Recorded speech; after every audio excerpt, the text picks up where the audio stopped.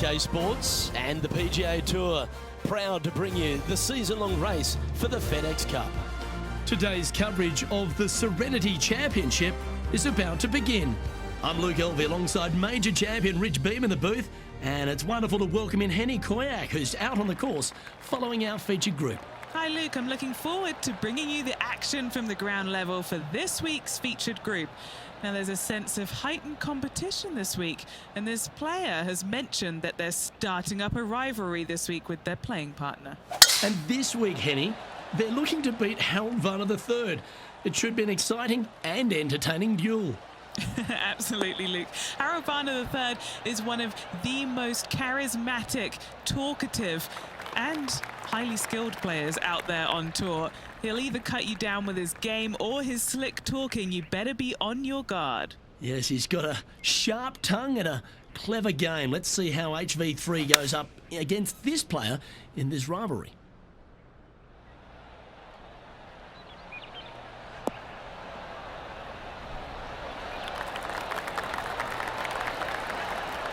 What an amazing approach shot. I think their rival, Harold Varner III, has a worthy competitor this week. Always nice to have a birdie putt.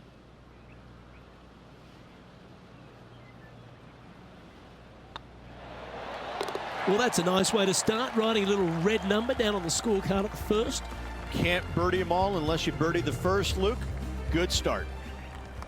Looking to ride the momentum after coming off a birdie here with this shot.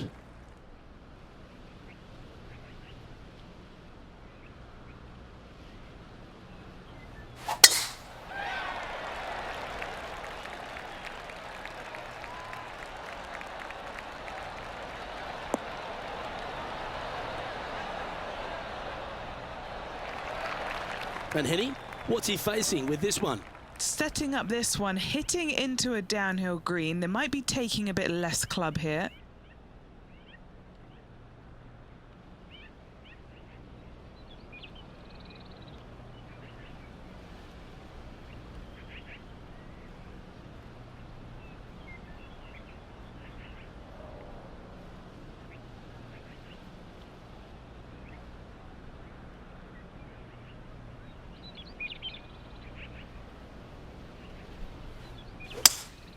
Seems to have chosen the 3-wood.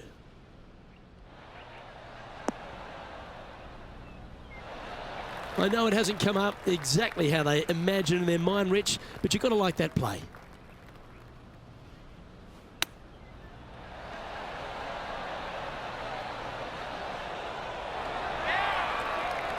Just 10 feet to the cup here. All right, guys, this for 2 birdies in a row.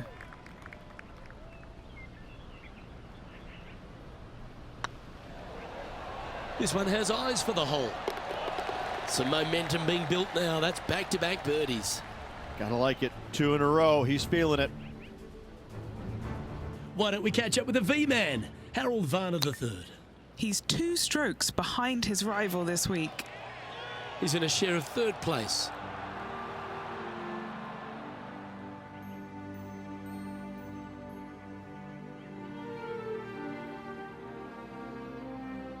Let's go down to John McCarthy for our on-course report. And John, you've now had some time to walk the course this week before today's show. What are we in for today at the Jacobson Homestead? Well, Luke, yes, I love walking around this rural setting. Not a whole lot of trouble to start off with, but things heat up quite a bit when you hit the 7th hole, par 4. Has a dogleg left and a few bunkers and trees to deal with off the tee. Back 9 opens with a narrow and lengthy par 5, but that's really as tricky as it gets. I guess there is it gets a little swampy on the 15th, but the water generally won't be a factor for many players out there in the field. They saved the most challenging tee shot for the 18th, which leads up to an elevated green for the approach. That will be a fun hole to watch this week. Hopefully provides some drama coming down the final stretch. Let's see what happens, guys. Yeah, nice mid-range birdie putt, that one. And now at 3 under overall. Now we're on the 4th tee here at Jacobson Homestead, and it's a par 3, playing 181 off the back tees. Yeah, that's about as far as you're going to see this par 3 play, Luke. Player's going to go in there with the mid, probably shortish iron. Obviously, with the water on the right, you want nothing to do with that side as the bank severely slopes downwards. Bailing out to left of the bunkers, not so hot either. But with just a short iron in your hand, you think that these players are good enough to fire right at it, don't you? An opportunity for a birdie here.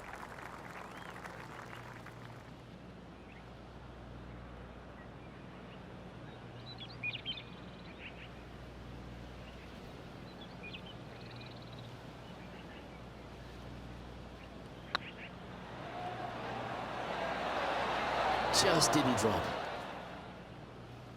Just 9 feet remaining to the hole. He's got this for his par.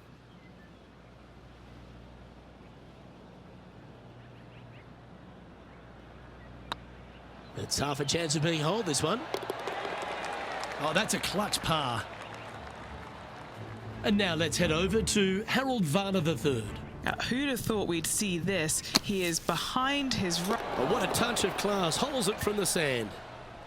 And let's see what that shot did to the leaderboard. Our current leader is enjoying a 2-stroke lead. It's time to step on the tee here at the 5th.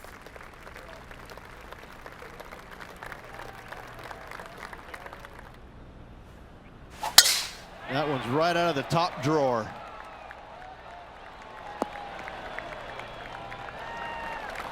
Playing from around 160 yards. 2 strokes off the lead.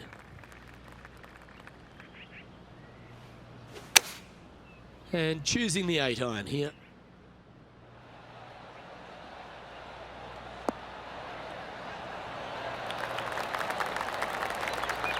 This is one of those great ball striking displays. Fairways and greens. A pleasure to watch. I tell you, you just dream about days like today. Greens and regulation, spot on all day. Awesome. And with that, that's their 4th birdie. Got to say, putting this well from this distance is a huge confidence booster. This would be a momentum saver here, getting this up and down. Let's take a look at the leaderboard. Just 1 off the lead after that hole.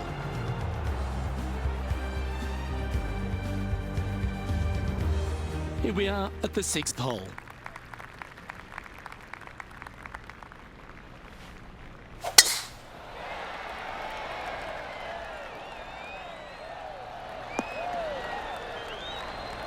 That was wonderfully done. Rich, one of the big advantages for the experienced players on tour is their history around particular courses. But what advice would you give to the new players who are coming to a course for the first time and how to handle it? I would say tread easily. Go in there and just try to get into a good rhythm on the golf course. Don't try and go out and try and hit too many heroic shots or go after too many flag sticks, because if you don't know what the consequences are if you don't pull off that shot, well, shame on you. So I think that the veterans obviously have more knowledge about golf courses, and they can say, oh, I don't want to miss it there because that's dead. I've seen it happen before. When you go into a new golf course, Luke, you got to go in with it and just try and play a little bit on the defensive side. Don't get too greedy. Don't try and make too many things happen. Go in there, find some fairways, find some greens, hole a few putts here and there, get some confidence going first before you start attacking pins. Wonderful putt, and that puts some real pressure on their rival now.